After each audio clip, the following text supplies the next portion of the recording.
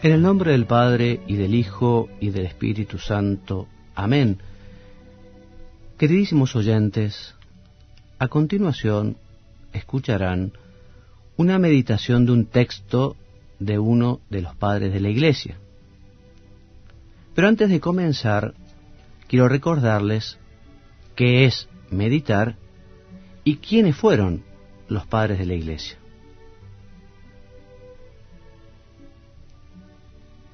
La meditación es una forma de oración, una manera de hablar con Dios.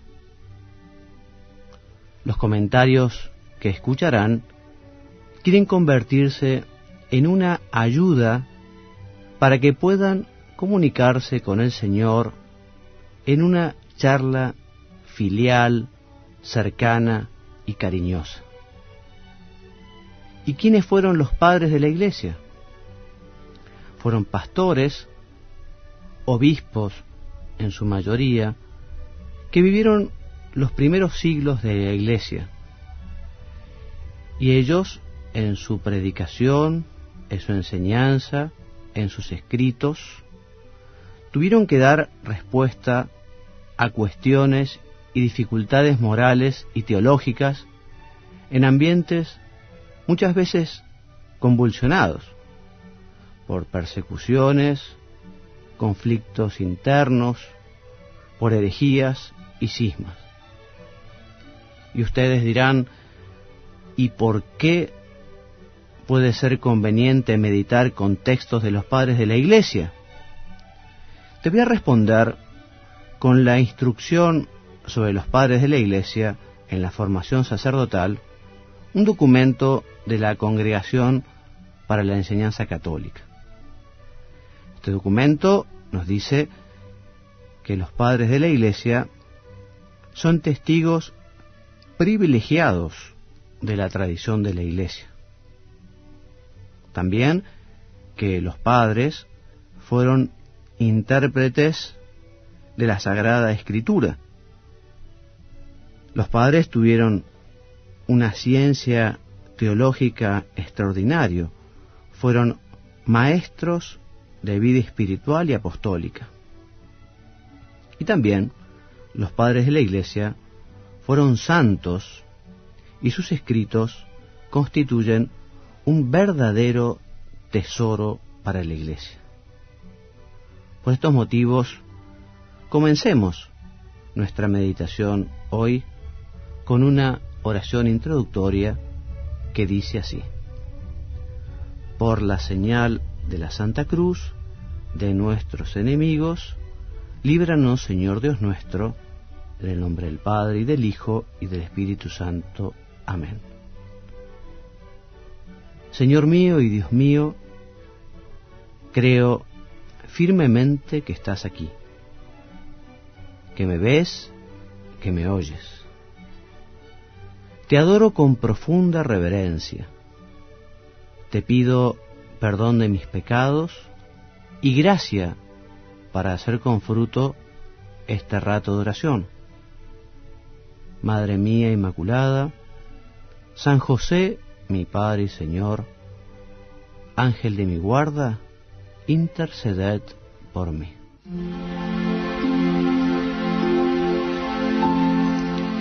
Queridos amigos, nuevamente juntos para hacer nuestro rato de oración acostumbrado, y en esta oportunidad vamos a aprovechar para meditar sobre el sacrificio de Cristo, sobre el sacrificio de la misa, y además en este martes de Pasión, ya tan cercanos al Jueves Santo, en el que justamente se nos invita a revivir este don, este regalo estupendo que nos ha dejado el Señor cuando quiso quedarse Él mismo como alimento en la hostia santa, en la Eucaristía. Jesús hizo lo que no podemos hacer nosotros muchas veces, que queremos o tenemos que irnos y queremos quedarnos y no podemos. Como máximo podremos dejar una foto, una carta, pero Jesús, que sí lo pudo hacer, volvió al Padre y se quedó con nosotros en la Sagrada Eucaristía. Y vamos a meditarlo al misterio en un texto de San Fulgencio de Ruspe. De San Fulgencio podemos decir que nació en Telepte, en Numidia, al norte de África, en el año 468, y que terminados sus estudios fue elegido procurador de la ciudad. Pero muy pronto renunció al cargo porque la lectura de una de las páginas de San Agustín le decidió abrazar la vida monástica. Fue ordenado sacerdote hacia el año 508 y ocupó la sede episcopal de Ruspe, una pequeña ciudad marítima. Tuvo que también campear algunas dificultades, por un lado la furia de los arrianos, más adelante la invasión de los vándalos, y bueno, una vez restaurada la paz con el advenimiento del rey Hilderico, los obispos que habían tenido que emigrar, en general, y él en particular, pudo regresar a su diócesis en el año 523. A Fulgencio le quedaban aún 10 años de fructuosa labor al frente de su grey, hasta que el 1 de enero del año 533 lo llamó el Señor. San Fulgencio escribió numerosas obras sobre los misterios de la Santísima Trinidad y de la Encarnación, sobre la gracia y la predestinación, y así defendió la doctrina católica contra los errores. Su obra sigue muy de cerca las enseñanzas de San Agustín, y concretamente la obra Regla de la Verdadera Fe, o también llamada Sobre la Fe a Pedro, resume de un modo magistral toda la teología cristiana. Y hoy justamente leeremos y aprovecharemos un texto de esta su obra que recién citada, la Regla de la Verdadera Fe, o también llamada Sobre la Fe a Pedro, y que, como les decía, el párrafo elegido habla sobre el sacrificio de nuestro Señor, y dice así: según la doctrina apostólica, Él se ofreció a sí mismo por nosotros en olor de suavidad, como oblación y hostia a Dios. Efesios capítulo 5, versículo 2. Él, Jesucristo, es el sacerdote por quien hemos sido reconciliados. El sacrificio que nos ha reconciliado, el templo en el que hemos sido reconciliados, el Dios con quien nos hemos reconciliado. E invita al santo: cree firmemente y de ningún modo dudes que el mismo unigénito Dios Verbo se hizo carne para ofrecerse a Dios por nosotros como sacrificio y víctima en olor de suavidad. A Él, junto al Padre y al Espíritu Santo, en los tiempos del Antiguo Testamento, los profetas, patriarcas y sacerdotes ofrecían el sacrificio de animales. Y a Él, ahora, en el tiempo del Nuevo Testamento, con el Padre y el Espíritu Santo, con los que es una sola divinidad, la Santa Iglesia Católica no cesa de ofrecer en la fe y en la caridad por todo el orbe terráqueo el sacrificio del pan y del vino. En aquellas víctimas carnales estaba significada la carne de Cristo, que Él mismo, no teniendo pecado, ofreció por nuestros pecados, y la sangre que sería derramada en remisión de nuestras culpas. En cambio, en este sacrificio está la acción de gracias y la conmemoración de la carne de Cristo que ofreció por nosotros, y de la sangre que el mismo Dios derramó por nosotros. En aquellos sacrificios se significaba en figura lo que nos debía de ser entregado. En este sacrificio se muestra con evidencia lo que ya se nos ha entregado. En aquellos sacrificios se pronunciaba que el Hijo de Dios sería sacrificado en favor de los impíos. En este se le muestra ya sacrificado por los pecadores, como testifica el apóstol cuando dice: Cristo, estando todavía nosotros enfermos, al tiempo señalado murió por los impíos, y cuando éramos enemigos fuimos reconciliados con Dios por la muerte de su Hijo.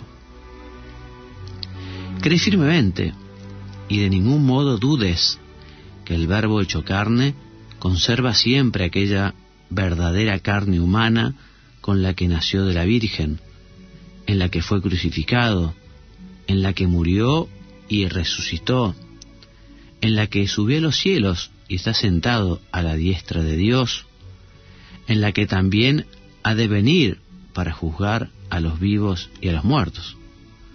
Por lo que los apóstoles oyeron a los ángeles: vendrá de la misma suerte que le acabáis de ver subir al cielo, dicen los Hechos. Y San Juan afirma: he aquí que vendrá sobre las nubes, y le verán todos los ojos, y los mismos que le traspasaron, y le verán todos los pueblos de la tierra.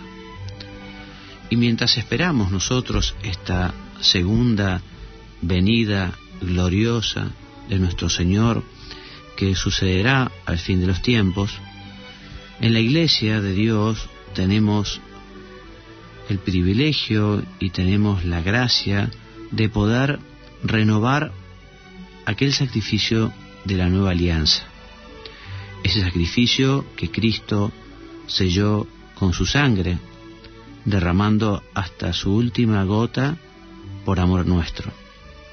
Y allí, en el patíbulo, en la cruz, Jesús dice al mundo entero: yo pago por los pecados de Adán y Eva y por los pecados de todos los hombres. También Jesús pagó tus pecados y los míos. Y es muy importante que no dejemos de aprovechar para agradecer a Jesús su sacrificio. No tenía ninguna obligación Dios de enviarnos un Redentor, y Jesús no tenía tampoco ninguna obligación de redimirnos, pero fue el amor lo que lo clavó en la cruz por nosotros. Por eso, hermanos, aprovechemos para agradecer mucho a nuestro Señor su pasión y muerte por nuestros pecados. Estamos en Semana Santa, Martes Santo, el día de hoy, y es importante que nuestro corazón vaya acompañando a Jesús, que es flagelado, a Jesús que camina hacia el Gólgota, sufriendo ese Vía Crucis, a Jesús que es clavado, a Jesús que es colgado y traspasado. Acompañémoslo. Creo que la mejor forma de conseguir acompañar a Cristo que muere por nosotros es junto a la Virgen María. No me cabe duda que San Juan consiguió estar al pie de la cruz gracias a que estuvo cerca de su madre, de nuestra madre, de la Madre del Señor, de la Virgen María. Fue ella quien lo llevó hasta Jesús y pudo así también brindarle al Señor el consuelo de su presencia, porque evidentemente el Señor, junto a ese dolor enorme, ese dolor físico, también ese dolor moral de la traición, del abandono, en fin, la presencia de su madre, la presencia de San Juan y de aquellas buenas mujeres, ayudó de alguna manera a consolar todo aquel padecimiento tremendo, aquel padecimiento atroz. también nosotros podemos de alguna manera consolar a nuestro Señor, procurando luchar de un modo particular contra nuestros defectos, contra nuestras faltas, contra nuestros pecados. Podemos aprovechar este rato de oración para completarnos con María la Virgen, diciéndole: Madre mía, en estos días quiero de un modo particular luchar contra este defecto mío que tanto me cuesta, contra este defecto mío que no consigo terminar de desarraigar. Ayúdame, porque quiero regalárselo al Señor. Quiero yo también hacer este sacrificio. Qué bueno que es cada vez que participemos de la misa, recordar que la misa es ese mismo sacrificio de la cruz, que nosotros nos retrotraemos en la historia y allí nos hacemos presentes junto a la Virgen, a San Juan, a aquellas santas mujeres, junto a Jesús al pie de la cruz. La misa es el mismo sacrificio de la cruz, ese sacrificio que se renueva de un modo incruento, este sacrificio de la nueva alianza, este sacrificio en el cual se sella este nuevo compromiso de Dios con los hombres. No dejemos de aprovechar para participar devotamente del sacrificio de la misa. Recientemente el Papa, en su exhortación apostólica Sacramentum Caritatis, en el número 93, nos promete que nos va a regalar un compendio eucarístico. La verdad que me puse tan contento cuando, terminando de leer la exhortación y llegando ya a las conclusiones, este número, el último, nos dice lo siguiente: al final de estas reflexiones, en las que he querido fijarme en las orientaciones surgidas en el sínodo, deseo acoger también una petición que hicieron los padres para ayudar al pueblo cristiano a creer, celebrar y vivir cada vez mejor el misterio eucarístico. Preparado por los dicasterios competentes, se publicará un compendio que recogerá textos del Catecismo de la Iglesia Católica, oraciones y explicaciones de las plegarias eucarísticas del misal, así como todo lo que pueda ser útil para la correcta comprensión, celebración y adoración del sacramento del altar. Decime si esto no va a ser un regalo extraordinario, extraordinario, el poder contar justamente con un buen manual, con un buen compendio sobre el misterio eucarístico, sobre el sacrificio de la misa. El Papa en esta exhortación nos anima a hacer una gran catequesis de la Eucaristía, porque tiene que ser el centro de la vida de cada cristiano. Qué lindo ese término que utiliza el Papa, siguiendo una idea de los obispos, en la que afirma que todos los cristianos debemos tener una coherencia eucarística, o sea que efectivamente el hecho de recibir la Eucaristía, el hecho de participar de la Eucaristía, nos ayude a reflejar eso en nuestra vida, en nuestro actuar. Quienes han seguido las palabras del Santo Padre, en fin, nos está hablando muchísimo de la Eucaristía, cuando en su mensaje sobre la Cuaresma, justamente el Papa nos invitaba a que fuera una Cuaresma eucarística, ¿no? Y que efectivamente la cercanía a Jesús sacramentado nos ayude a que nuestras palabras y nuestras obras reflejen el amor a Jesús en la Eucaristía. Si toda la exhortación apostólica del Papa es un verdadero tesoro, y yo les animo a que lo lean despacio y lo mediten, De un modo particular me impactó el número 77, que habla de la espiritualidad y cultura eucarística. Y el Papa, en este número, nos anima justamente a que exista esa coherencia de la que hablábamos. Dice así el Papa: es significativo que los padres sinodales hayan afirmado que los fieles cristianos necesitan una comprensión más profunda de las relaciones entre la Eucaristía y la vida cotidiana. La espiritualidad eucarística no es solamente participación en la misa y devoción al Santísimo, abarca la vida entera. Esta consideración tiene hoy un particular significado para todos nosotros. Se ha de reconocer que uno de los efectos más graves de la secularización mencionada antes consiste en haber relegado la fe cristiana al margen de la existencia, como si fuera algo inútil respecto al desarrollo concreto de la vida de los hombres. El fracaso de este modo de vivir como si Dios no existiera está ahora a la vista de todos. Hoy se necesita redescubrir que Jesucristo no es una simple convicción privada o una doctrina abstracta, sino una persona real, cuya entrada en la historia es capaz de renovar la vida de todos.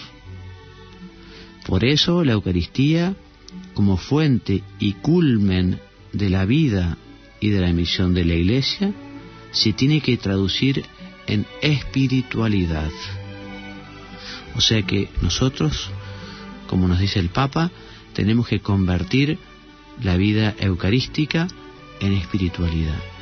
Se tiene que notar que somos almas eucarísticas, se tiene que notar por cómo vivimos, por cómo hablamos, por cómo tratamos a los demás.